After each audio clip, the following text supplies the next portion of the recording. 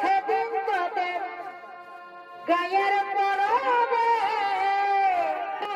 বধূ তোকে দেখেছিলি ভোরে ভোরে দেখা দিয়ে আমার মন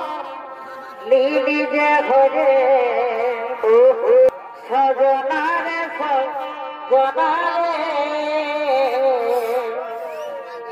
আমাকে তারা প্রেমে গজালে ওরে না